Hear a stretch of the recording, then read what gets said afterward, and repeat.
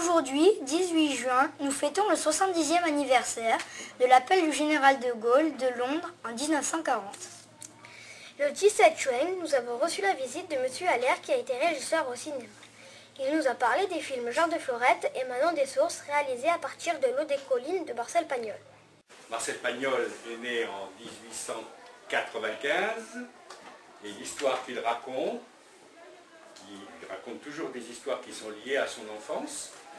Donc c'est en partie des histoires qui se situent aux alentours de 1920, 1920 plus précisément, pour la première partie de l'histoire, et 1936, à peu près, 38, quand Manon... Vous avez vu les deux films? Oui, oui. Donc Manon, quand Manon est plus grande et qu'elle se marie. Au début, elle est toute petite. Vous avez vu, dans Jean de Florette, elle a entre 4 ans, 5 ans, 6 ans.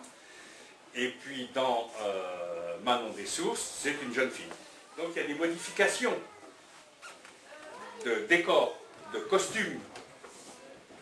Il faut que notre histoire, pour qu'elle soit cohérente, on voit l'évolution. Par exemple, dans le village, les bastides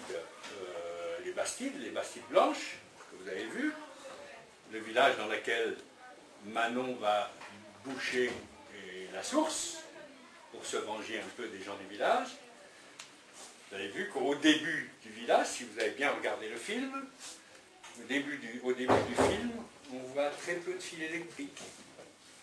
La chaussée, c'est de la terre. Et dans la deuxième partie du film, on voit un petit peu plus de fils électriques. Le maire, patron du bar, a le téléphone. Et il y a des véhicules automobiles qui commencent à apparaître de façon plus importante dans le film. Au début, on voit très peu de véhicules automobiles, on ne voit que des charrettes dans toute la première partie du film. Donc il a fallu construire des décors qui ressemblent à ce qui existait à l'époque. Il y a un gros travail qui a dû être fait pour trouver les personnages du village. C'est ce qu'on appelle de la figuration. Tout le village que vous voyez réuni, par exemple, autour de la fontaine, il y a 3 ou 4 acteurs dits professionnels, et puis il y a plein de gens qu'on a recrutés comme ça dans le village, qui correspondaient à ce que souhaitait le metteur en scène, qui pouvait être vous, toi, n'importe lequel, qui venait et qui chantait dans la procession autour de la fontaine. Donc un premier travail du régisseur qui consiste à réunir tout ça, avec le metteur en scène, avec l'assistant à la mise en scène. Il y a beaucoup de monde qui travaille sur un film comme ça. Ce qui se passe dans le film ce jour-là, par exemple, il y a tel ou tel acteur qui joue dans le film, mais il y a aussi des véhicules à cheval, des véhicules automobiles, un autocar, que sais-je encore. Ce jour-là, il peut y avoir aussi des animaux. Il peut y avoir aussi de la pluie, du soleil. On est la nuit, on est le jour. Si on est la pluie et qu'on décide de tourner, on ne va pas arrêter le tournage. La pluie, on l'a fait. On l'a fait avec les pompiers. On a des rampes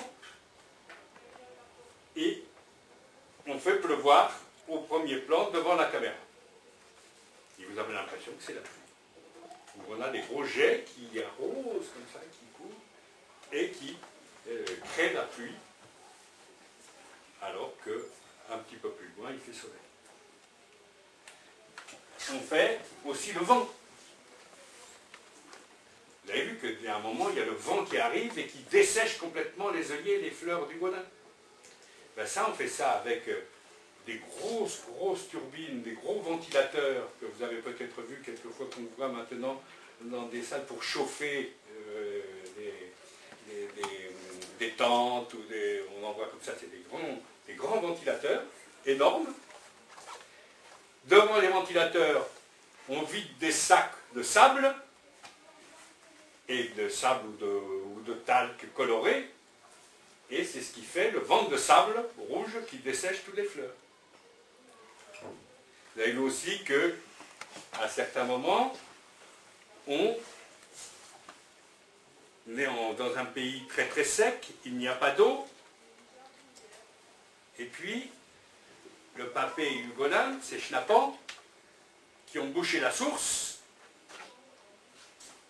creusent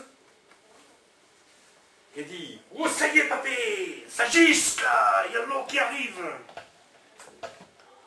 Mais ça, c'est pas une source. La source, c'est nous qui l'avons fabriquée. C'est-à-dire que derrière la butte où sont le Papé et Ugolin, il y a la voiture des pompiers.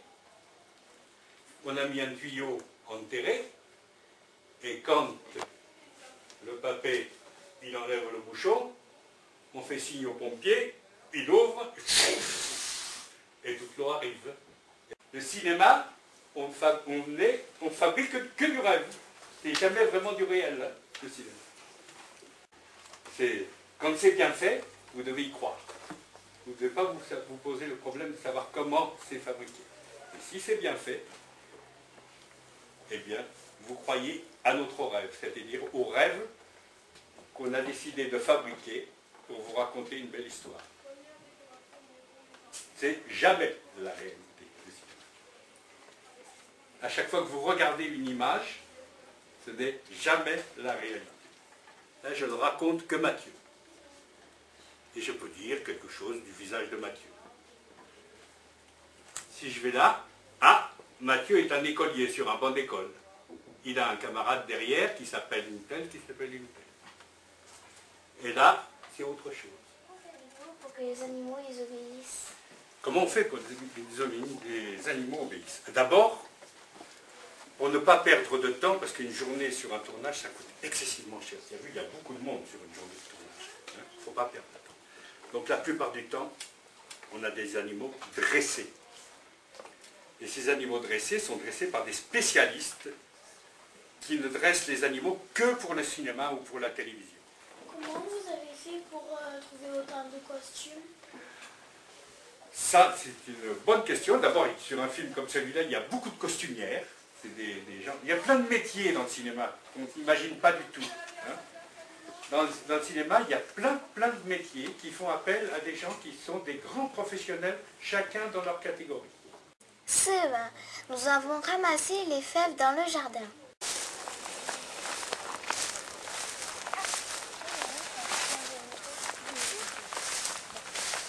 Elle est trop petite.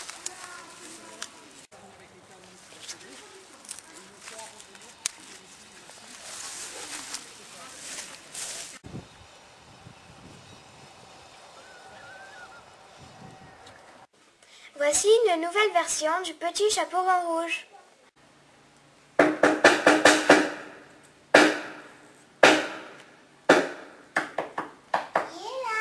C'est le petit chaperon rouge qui vous apporte une marmite de choucroute et un petit pot de moutarde que ma mère vous envoie. De la choucroute, de la moutarde avec des saucisses. Alors vite, tire la chevillette et la bobinette, Chéra. Ça marche pas. Mais tire la chevillette et la bobinette, Chéra. C'est coincé, mère grand. Tu es folle, arrête, tu vas me casser la porte. Mais qui m'a mis une brise-fer pareil? Attends, je vais te montrer.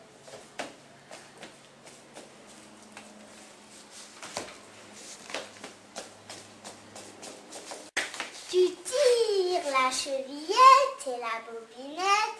Mais qu'est-ce qu'elle a cette bobinette? Tu vas choir, oui? Tu vois, ça marche. Au revoir, à la semaine prochaine.